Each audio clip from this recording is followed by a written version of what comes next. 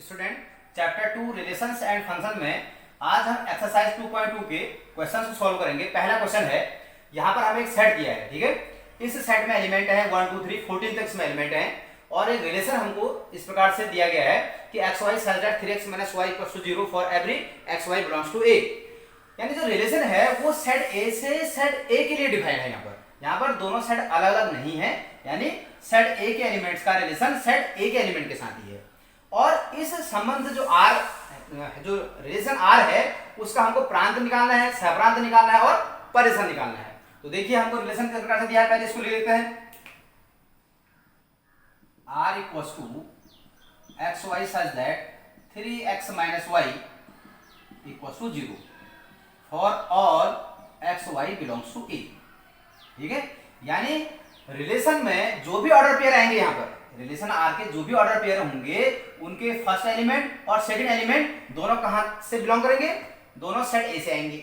और इसके अलावा 3x - y = 0 ये रिलेशन की कंडीशन है। ठीक है, यहां से हम कह सकते हैं जो y = 3x, यानी जो ऑर्डर पेयर आएंगे यहाँ पर रिलेशन में उनका जो सेकंड एलिमेंट होगा, ठीक है, जो द्वितीय घटक होगा वो फर्स्ट एलिमेंट का 3 गुना होगा। सपोज हमने x का मान 1 रखा, हम x के कौन कौन से मान रख सकते हैं, x का हम 1 का मान 1 रख सकते हैं, 2 रख सकते हैं, 3 रख सकते हैं, 14 तक हम इसके मान रख सकते हैं। लेकिन जो द्वितीय घटक होगा वो भी यही एलिमेंट आने चाहिए। पता लग रहा है कि हमने यहाँ पर सपोज मैंने x का मान रखा 1, ठीक है, यानी 1 का रिलेशन किसके साथ, सपोज मैंने कहा 1 रख रहे हैं तो 1 का रिलेशन 3 के साथ, 1 यहाँ रखूंगा तो कितना आ जाएगा, y = 3 आ जाएगा, तो a का संबंध 3 के साथ। अब मैं कह रहा हूं कि यदि मैंने x का मान 10 रख दिया, ठीक है, मैंने x = 10 रख दिया तो 10 का रिलेशन किसके साथ होगा, 30 के साथ होगा, 30 के साथ होगा। लेकिन 30 जो है इस सेट ए का एलिमेंट नहीं है, इसलिए ये ऑर्डर पेयर बनेगा नहीं। ठीक है, 10 का रिलेशन 30 के साथ नहीं होगा, यानी सेट ए के एलिमेंट्स का सेट ए के एलिमेंट के साथ relation R, relation set A के एलिमेंट्स का सेट ए के एलिमेंट के साथ। यहां पर एलिमेंट है 1 2 3 ऐसे करके एलिमेंट है, यानी कहां तक, 14 तक। यहां पर भी 1 2 3 14 तक एलिमेंट है। अब हम कह रहे हैं 1 का रिलेशन 3 के साथ, ये ऐसा पॉसिबल है क्योंकि 1 भी सेट ए का एलिमेंट है और 3 भी सेट ए का एलिमेंट है। इसके अलावा 2 का रिलेशन, यहां पर आप 2 रखिए तो 2 3 6, 2 का रिलेशन 6 के साथ, 3 का रिलेशन 9 के साथ, 4 का रिलेशन 12 के साथ, 5 का रिलेशन 15 के साथ। लेकिन 15 सेट ए का एलिमेंट नहीं है, इसलिए जो आर है, जो रिलेशन है उसमें यही ऑर्डर पेयर आएंगे। ये हमने जो दिया गया रिलेशन है जहां पर सेट बिल्डर फॉर्म में लिखा था उसको हमने रोस्टर फॉर्म में इस प्रकार से लिख दिया, यानी 1 का रिलेशन 3 के साथ, जो ये 1 है 1 का रिलेशन 3 के साथ, यहाँ 3 हो गया। 2 का रिलेशन यहाँ किससे होगा, 6 के साथ, 3 का रिलेशन 9 के साथ, 4 का रिलेशन यहाँ 12 के साथ होगा। ऐसे करके आप लिखेंगे इसको। इसके अलावा हमको रिलेशन आर का प्रांत बताना है, सहप्रांत बताना है और इसका परिसर भी बताना है।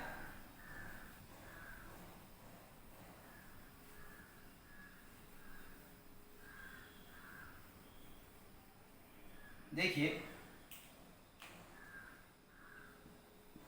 आर बराबर क्या था, 1 3 2 6, 3 का रिलेशन 9 के साथ, 4 का रिलेशन 12 के साथ था। ठीक है, एरो डायग्राम में हम इसको इस प्रकार से रिप्रेजेंट कर सकते हैं। 1 का रिलेशन 3 के साथ, 2 का रिलेशन 6 के साथ, 3 का रिलेशन 9 के साथ और 4 का रिलेशन यहाँ 12 के साथ। ठीक है, अब हम निकालना चाह रहे हैं कि रिलेशन आर का प्रांत क्या होगा, डोमेन ऑफ आर। मैंने आपको बताया था कल कि जो भी यहाँ पर रिलेशन में ऑर्डर पेयर हैं इन सभी क्रमिक युग्मों के जो प्रथम घटक हैं, प्रथम घटक कौन कौन से हैं, 1 हो गया, 2 हो गया, 3 हो गया, 4 हो गया, इन प्रथम घटकों का समुच्चय क्या कहलाता है, वो रिलेशन आर का प्रांत कहलाता है। तो आप क्या करेंगे, जो भी प्रथम घटक हैं 1 2 3 और 4, इन सबको आप एक सेट के अंदर लिख देंगे तो ये क्या कहलाएगा, आर का प्रांत कहलाएगा। यानी क्रमिक युग्मों के प्रथम घटकों का समुच्चय आर का प्रांत कहलाता है। और परिसर की बात करें, रेंज की बात, रेंज, जो भी आपके ये रिलेशन के ऑर्डर पेयर हैं, इन सभी ऑर्डर पेयर्स के, इन सभी क्रमिक युग्मों के द्वितीय घटकों का समुच्चय। द्वितीय घटक कौन कौन से हैं? 3, 6, 9 और 12। इनका भी आप एक सेट बना दीजिए, 3, 6, 9 और 12। ये क्या कहलाएगा? ये आर का रेंज कहलाएगा, यानी परिसर कहलाएगा। अब हमको बताना है सहप्रांत, कोडोमेन,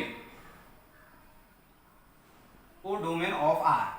मैंने आपको बताया था जब रिलेशन आर सेट ए से बी के लिए डिफाइन होता है, यानी ये सेट ए है, ये सेट बी है, ठीक है, तब हम सेट बी को क्या कहते हैं? कोडोमेन। तो सेट बी आर का कोडोमेन कहलाता है। अब यहां पर रिलेशन सेट ए से सेट ए के लिए डिफाइन है, तो बी का काम यहां पर कौन कर रहा है? सेट ए कर रहा है। तो ये कोडोमेन ऑफ आर, यानी आर का सहप्रांत क्या हो जाएगा?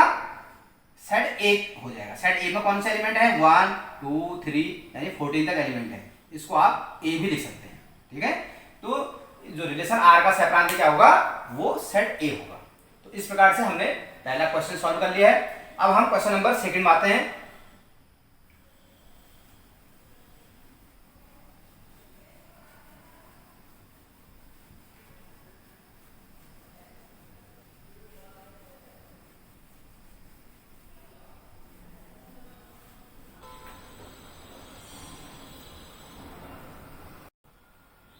क्वेश्चन नंबर 2 है, प्राकृतिक संख्याओं के समुच्चय पर r equal to x y z y equal to x plus 5। x संख्या 4 से कम एक प्राकृतिक संख्या है, x y belongs to natural number द्वारा एक संबंध r को परिभाषित कीजिए। इस संबंध को रोस्टर फॉर्म में भी लिखना है। इसके अलावा हमको इस संबंध के प्रांत और परिसर दोनों लिखने हैं। देखिए यहाँ पर जो हमें रिलेशन दे रखा है वो नेचुरल नंबर से नेचुरल नंबर पर दिया हुआ है, और रिलेशन किस प्रकार से दिया है? X y z y equal to x plus 5। Relation r natural number से नेचुरल नंबर के लिए डिफाइन है, और किस प्रकार से डिफाइन है?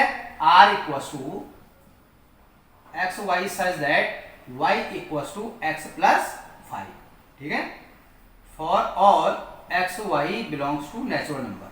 यहां पर जो रिलेशन में ऑर्डर पेयर आएंगे उनके फर्स्ट एलिमेंट और सेकंड एलिमेंट ये दोनों नेचुरल नंबर से आएंगे। और ये एक्स वाई का मतलब क्या है? देखो ये है ऑर्डर पेयर। यहां पर रिलेशन में बहुत सारे ऑर्डर पेयर आ सकते हैं, और उनका जो फर्स्ट एलिमेंट होगा वो फर्स्ट एलिमेंट यानी कि एक्स जिसे कह रहे हैं, उनके मान कहां से कहां तक ले सकते हैं हम? एक्स संख्या 4 से कम एक प्राकृतिक संख्या है, यानी एक्स का मान हम 1, 2, 3 इतने तक ही ले सकते हैं, इससे ज्यादा हम नहीं लेंगे। एक्स संख्या 4 से कम एक प्राकृतिक संख्या है, ठीक है। और जैसे जैसे हम एक्स का मान 1, 2, 3 रखेंगे वैसे वैसे हमको इसके संगत y के मान भी मिल जाएंगे, और x और y का मान हमको मिल गया, मीन्स हमको ऑर्डर पेयर मिल गया। ये x का मान और y का मान, ये हमें बता रहा है कि x का रिलेशन y के साथ 1, जैसे सपोज हमने x का मान 1 रखा, हमने x का मान क्या रखा? 1 रखा, तो x का मान यहाँ पर 1 रखिए, तो y का मान कितना मिल जाएगा हमको? 6 मिल जाएगा, यानी कि 1 का रिलेशन 6 के साथ, 2 का रिलेशन किसके साथ? हमने x का मान 2 रखा, तो 2 का रिलेशन 7 के साथ, 3 का रिलेशन 8 के साथ। यही क्या होगा? यही हमारा रिलेशन होगा। ये क्या होगा? रिलेशन होगा। इसको आप कर्ली ब्रैकेट में रख दीजिए, और ये कह रहा है हमसे कि हमको रिलेशन को रोस्टर फॉर्म में लिखना था, तो यही हमारा आंसर हो गया, ठीक है। बहुत इजी क्वेश्चन था। इसके अलावा हमको बताना था कि जो रिलेशन आर है इसका प्रांत क्या होगा और इसका परिसर क्या होगा। मैंने आपको बताया था प्रांत कैसे लिखते हैं हम? डोमेन आर, जो भी क्रमिक युग्म है आर के, इन क्रमिक युग्म के प्रथम घटकों का समुच्चय, प्रथम घटक क्या है? 1, 2, 3, इनका सेट बना लीजिए, 1, 2, 3, ये क्या हो जाएगा? इस रिलेशन का प्रांत हो जाएगा। फिर आपको परिसर बताना है, यानी रेंज बतानी है। जो भी क्रमिक युग्म है उनके सभी द्वितीय घटकों का समुच्चय, द्वितीय घटक क्या है? 6, 7, 8, इनका सेट बना लीजिए, 6, 7 और 8, ये क्या हो गया? ये आर का परिसर हो गया। तो इस प्रकार से हमने क्वेश्चन नंबर 1 और क्वेश्चन नंबर 2 को सॉल्व करना सीखा, और आप नेक्स्ट वीडियो में आपको इससे आगे क्वेश्चन सॉल्व कराऊंगा।